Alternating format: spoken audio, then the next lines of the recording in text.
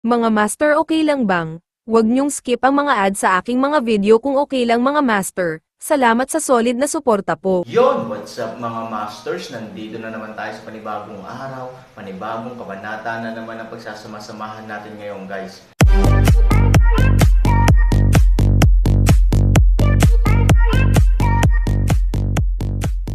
Bali mga masters, kung bago ka pa lang po sa aking YouTube channel, please click the subscribe button, lalong-lalo na po yung notification bell guys, para maging connected pa rin tayo sa isa't isa at maging updated kayo sa mga susunod ko pang video. Bali mga masters, bago natin umpisahan ng kwento ay mag-shoutout po muna tayo para sa mga solid nating tagapakinig. Shoutout kay Alan Villarazo, shoutout kay Raimundo Dayundon. Yun na nga mga masters, no? Bali hindi na ito patagalin. In 3, 2, 1, let's go! Pagkatapos, inilagay ni Aaron ang kanyang kamay at isang backhand. Umihip ang kabaligtaran na hangin. Ang Aaron, na hamihip na, ay may ilang baluktot na hangin. Doon direktang nakatagpo ang oras ng mas malakas na hangin para kontrahin ang pagsabog. Sa ilalim ng mutual offset ng Dontime forces, tila walang hangin. Mabaho bata, ang yabang mo kaya naglakas loob kang makipagkamay sa akin. Ipapaalam ko sa iyo ngayon kung ilan ang mata ni Lord Maria. Tara na, isang dagandong ng galit. Boom! Ang lakas ng hangin, na orihinal na nasa isang pagkapatas sa Aaron laban sa hangin, ay biglang tumaas ng hindi mabilang na mga puwersang anti-Buddha, at pagkatapos ay bumagsak patungo sa Aaron na may momentum ng pagsira sa langit at lupa. Naihanda man ang Aaron, hindi niya maiwasang umatras ng ilang hakbang dahil sa malakas na hangin. Napakunot ng noo si Aaron at kinagat ang kanyang ngipin. Galit na galit siya. Sumabog talaga siya nang tumalikod siya. Ang lakas ng pagsabog ng gas ay maaaring direktang iwaksi ang mabangis na puwersa ng hangin. Lumingon si Aaron at direktang humarap sa hangin. Tumalon siya gamit ang isang kamay at direktang tumama gamit ang isang wave ng enerhiya. Wow! Nang ang lakas ng hangin ay halatang nawala sa ilalim ng pagmamadali, ang katawan ng halimaw ng hangin ay nanginginig. Nang mag-stabilize siya, nagpakita ng malamig na ngiti ang bibig ni Aaron. Nagngangalit ang hanging halimaw, ngunit hindi ito umimik. Nagulat, hindi ba? Ngumiti ng mahina si Aaron. Ikaw, sa pagtingin sa Aaron, bagamat isang salita lang ang sinabi ng halimaw ng hangin, malinaw na sapat na ito upang ipakita na nahulaan ni Aaron ang kanyang isip. Kung ito ay inilagay sa nakaraan, magiging napakahirap para sa Aaron na makipagkompetensya sa isang simpleng paraan. Kahit na tulad ng orihinal na taong Mercury at lalaking Shuezo, siya ay nataman ng husto sa harap ng gayong ilusyon na anino.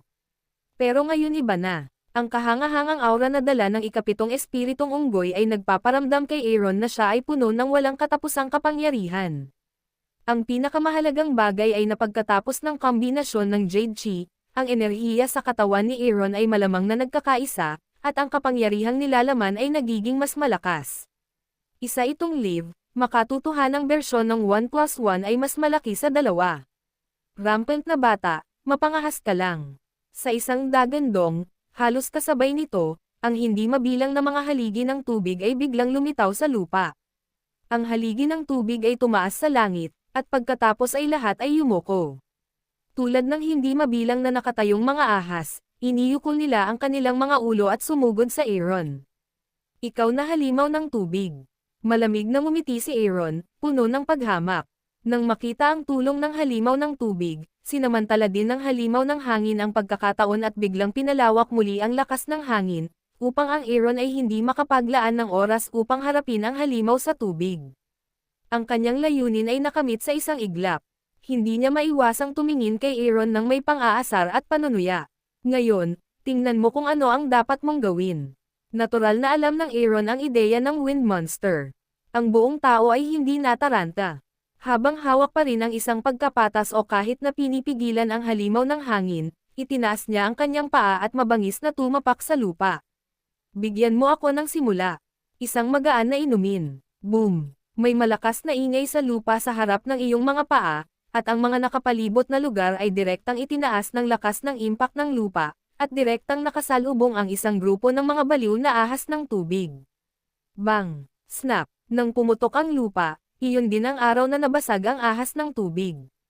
Sa dalawang magkaibang malakas na tunog, isang Grupo ng mga tila mabangis na ahas ng tubig ang ganap na nawasak sa lupa. Tumawa si Han Xiaoren at muling tumawa sa malamig na hangin. Ang halimaw ng tubig ay nagalit, nababalisa at walang magawa ng ilang sandali. Matapos tingnan ng hanging halimaw na walang laman, tumingin siya pabalik sa Aaron at wala na sa kumpiyansa. Hehe, bakit hindi kayong tatlo magsama? Sinulyapan ni Aaron ang Earth Monster, Water Monster at Wind Monster at mahinahong sinabi. Nang marinig ng tatlong halimaw ang pananalita, agad silang nagalit. Nang gusto nilang sumama, ngumiti ang apoy na halimaw na lumulutang sa hangin. Nakakabaliw ka, pero hindi ko alam kung ikaw ang may kapital ng lokong iyon. Nalaglag ang mga salita.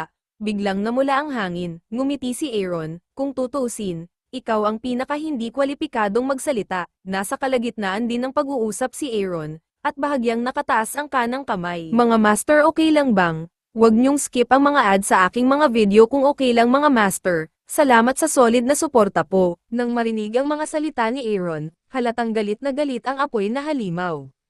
Kung titignan pa lang ang nagngangalit na apoy sa himpapawid, alam na natin kung gaano katindi ang kanyang galit sa mga oras na ito. Sa 4 na yugto at sa 4 na hari, halatang siya ang pinakamalakas na tao. Ito rin ang pangunahing dahilan kung bakit ngayon lang nagkusa ang mga halimaw ng hangin, tubig at lupa.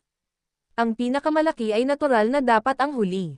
Pero siya ang pinakamalakas. Nang bumaril siya ngayon, hindi lang niya ginawang takot si Aaron, kundi ginulat din siya. Sa halip, siya ang naging pinakawalang kwentang bagay sa bibig ng lalaking ito. Paanong hindi siya magagalit? Paanong hindi siya magagalit? Mabaho bata, ang lakas ng loob mong sabihin ulit ang sinabi mo. Gayunpaman, nang hindi naghihintay na magsalita ang halimaw na apoy, ang halimaw sa lupa ang unang nagalit. Anong sabi ko? Masyadong dumi ang tenga mo para marinig, di ba? Kailangan mo bang ulitin ko? Malamig na sabi ni Aaron, tsaka, kahit ulitin ko pa, ano ang magagawa mo? Can you cramp me or peel me? Or, hehe, just like just now, help me beat your own people. Sa isang salita, kakaiba ang may tunog sa kanyang lalamunan, ngunit hindi siya makapagsalita sa kanyang bibig. Ang tinutukoy at kinukutsa ni Han Sanchen ay natural na itinatak lang niya ang kanyang paa para iangat ang lupa para pigilan ang pag-atake ng water snake ng water monster. Kuya, huwag kang ang magsalita ng kalokohan sa kanya. Napakasuklam ng batang ito. I think you'd better stop fighting. Kukunin agad siya ng 3 nating kapatid at puputulan ang ulo ng aso niya para magpasalamat. Galit na sabi ng water monster. Malamig na sumang-ayon ang halimaw ng hangin. Tama ka, kuya, alis na tayo. Tumingin lang si Aaron sa apoy ng marahan at hindi man lang natatakot. May napaka-relax nang ngiti pa siya sa mukha. Sapat na. Sa sandaling uminom ng malakas ang apoy na halimaw, agad niyang itinikom ang maingay na bibig ng 3 tao.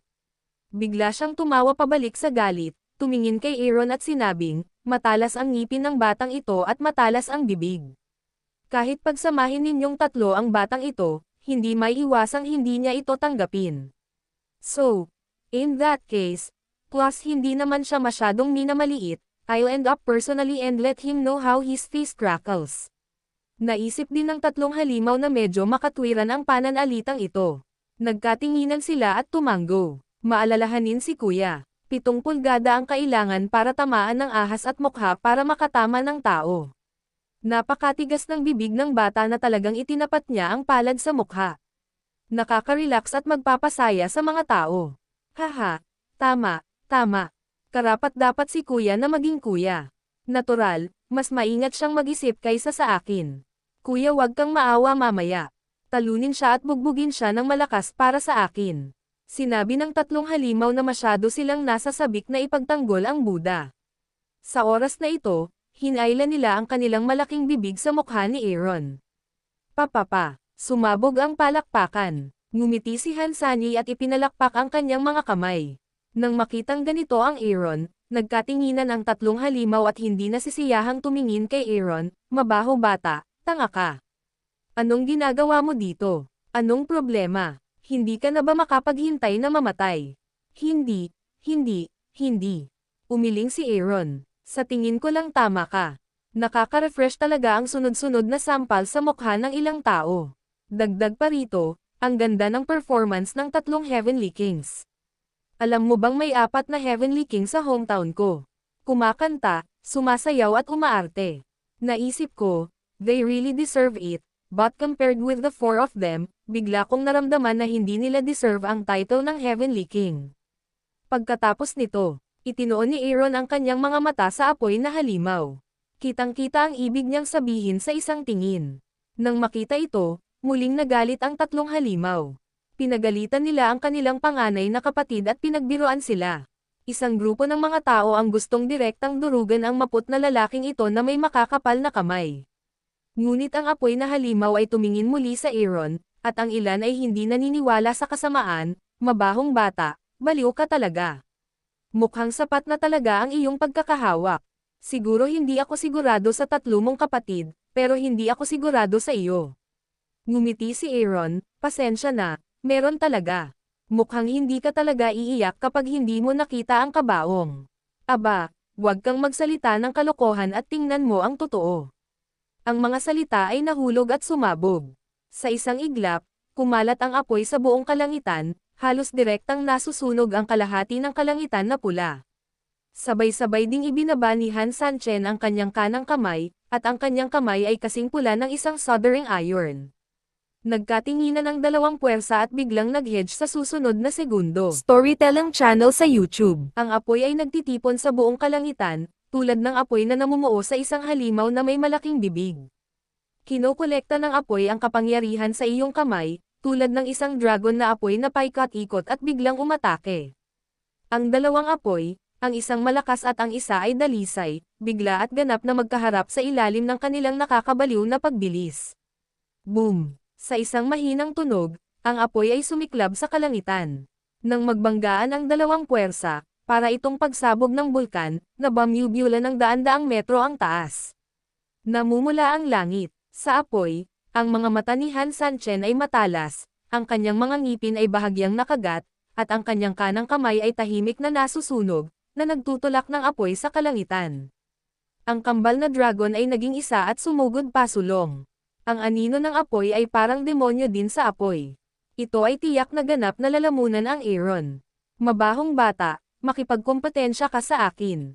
Ikaw ba ang bahala? Malamig na ngumiti ang halimaw na apoy. Bagamat siya at si Aaron ay nasa parehong estado na ngayon ng pantay na lakas, ang apoy na halimaw ay lubos na kumpiyansa.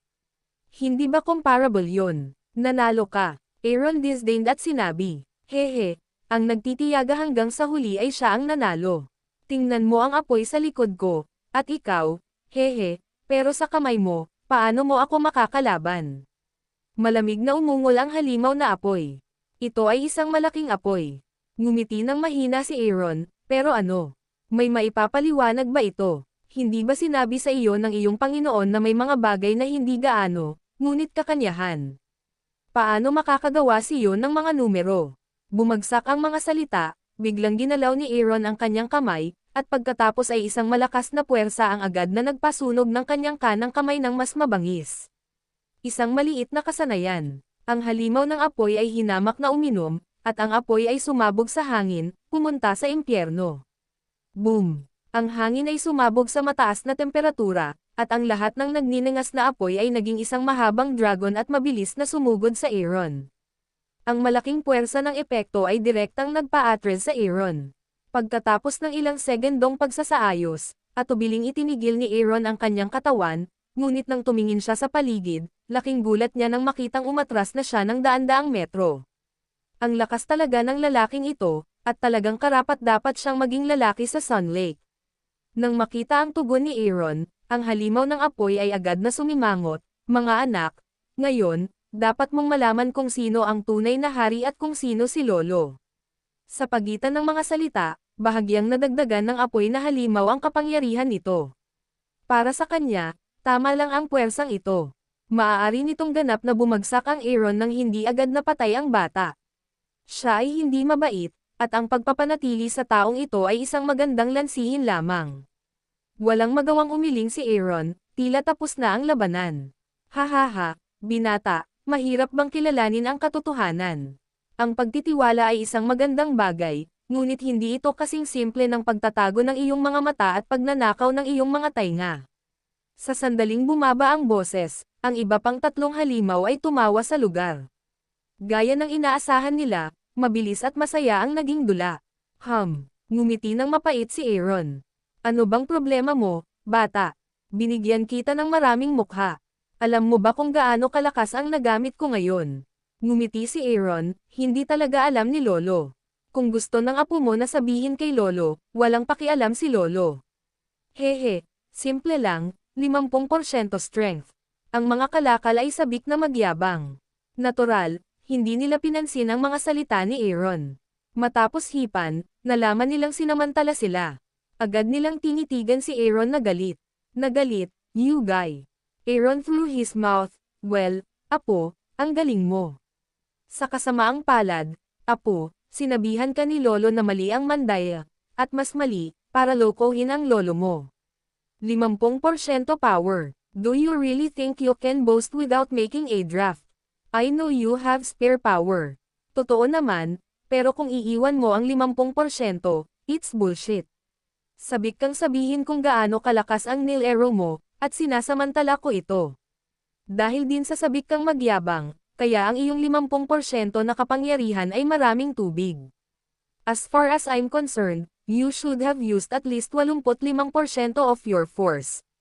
Tama ba ako? Magsalita ka ng walang kaparerikan at magsaboy ng tae sa buong bibig mo. Galit na umungal ang apoy na halimaw. So kinakabahan. So excited. Mas lalong ngumiti si Aaron, parang tama ako, 85% talaga ng lakas. Paano kung 85%? Hindi kasing daling durugan ang langgam. Galit na sabi ng fire monster. Hindi. Ngumiti si Aaron at tumingin sa kanya, dapat mong tanungin kung magkano ang Chengli na ginamit ko. Yun na nga mga masters, no? Bali panibagong kabanata na naman yung natapos natin ngayong gabi. Muli, maraming salamat po talaga sa walang sawang suporta po sa aking YouTube channel na talagang inaabangan nyo po ang bawat upload ko po. Bali mga masters, magkita-kita ulit po tayo bukas ng gabi at ngayon po ay magpapaalam po muna tayo. Bali mga masters, bye-bye!